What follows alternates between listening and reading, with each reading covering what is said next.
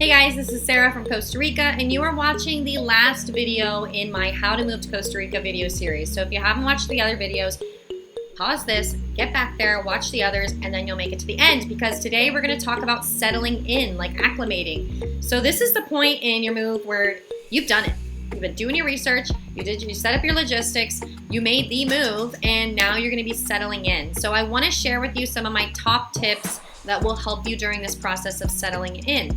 Because one thing I noticed about, moving to Costa Rica is you need to have the right support. You need to set up the right support for yourself afterwards. For the best information on moving to Costa Rica, make sure to check out the rest of my channel if you haven't already. I have videos on a variety of different topics. My goal is to provide as much value as possible so that you feel prepared for your move, you know what you're doing, and you're supported during the process.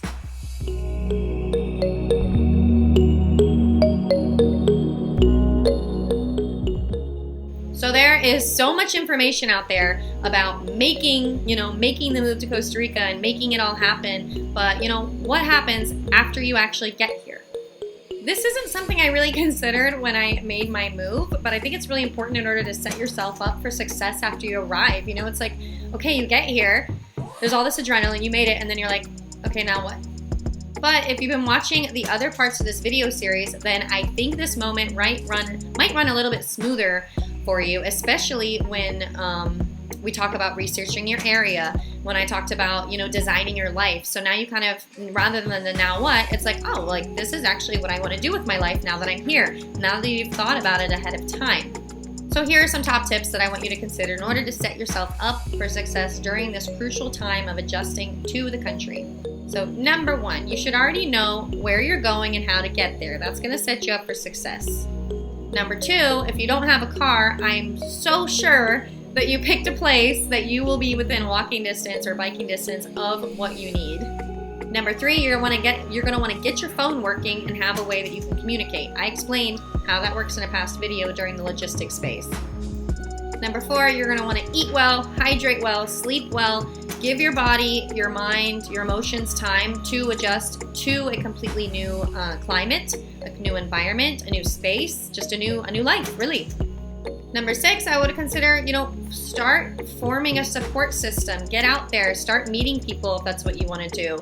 Get out in the community, go to the farmers market, see what community events are happening around, and start gathering yourself a little bit of a support system. So that's kind of one of my favorite things to do, in my role in helping people move to Costa Rica is I like to serve as that support. So when anxieties come up, when questions come up, when new connections need to be made, I really love being able to serve that role as support because I think it's important. Everybody needs support during this time, during their move. Number seven, embrace the surreal feeling. Embrace that surreal feeling. It is magical. You just made a huge decision. You just changed a lot in your life. It's going to feel really surreal. So embrace it. It's exciting, but also go easy on yourself. You're going to be feeling maybe, I don't know you. You might, but maybe, you might be feeling a wide range of emotions. So just know that that's okay. It's okay to freak out a little. It's okay to lose your cool. I don't know. It's just go easy on yourself during this time. You may not react the way that you thought you would react. This is a big challenge. This is a big adjustment. So I just want you to go easy on yourself during this time and try to embrace the wide range of emotions and just pivot and readjust and reach out for support and look for familiarity if you need to do that. So just, take that process slow and go easy on yourself during it.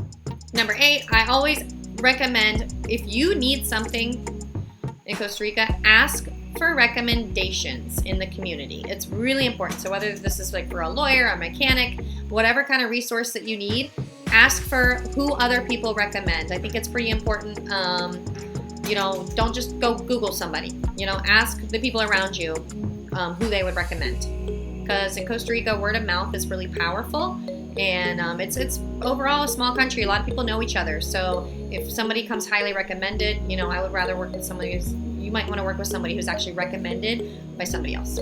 Number 9, and please don't get mad at me for this, do not make any huge financial decisions right off the bat. I would say take your time. take your time, whether it's a property purchase, a car purchase. Okay, well, car purchase don't take that much time. But just before you make any huge financial decisions, especially right after arriving, you still have this adrenaline, you got the rose-colored glasses on, you're all excited to be here. Take your time. If you are going to be making a big decision, make sure, like financially, make sure that you seek out expert advice. You might want to talk to a good lawyer. Like, you're going to want to seek out an expert to walk you through the process, just to protect yourself. This is just something that I see time and time again. People get here, they get excited, they start making big decisions, and then they kind of get themselves in trouble. So my job, I just want to keep you guys out of trouble. I want you guys to have a good experience here. So I'm just going to say, come and take it slow. I know it's exciting to be here, but just take it slow. Number 10, it's going to help you to acclimate, learn some Spanish phrases, and get out there and practice. That's how I learned Spanish. I learned some phrases, I got out there and I practiced. I really communicated a lot with ticos. I communicated with people who didn't speak English. Your ability to learn Spanish is going to depend on your willingness to want to do it. So you need to be willing. You need to get yourself out there, and you just need to practice and give it time. And also don't beat yourself up that you don't know it all of a sudden. Like, it's going to take time. It took me years to get pretty fluent. But as long as you want to get to that goal, you can reach it. And number 11, the last one, I just say, like, manage your emotional expectations. Again, I mentioned before, there's going to be some highs, there are going to be some lows. It's okay, just ride it out. But just know that's going to happen, and it's going to be okay. So I want to know if you can drop in the comments below, what are some things that excite you most about settling into Costa Rica? So, we talked about a lot during the series, about the different lifestyle changes, some of the logistics that you'd be setting up. So what are some of the really exciting parts? Like, now that you've spent all this time setting all those things up, pondering over all those things and actually getting them in action, what are you excited to, like, what excites you most about the settling in process?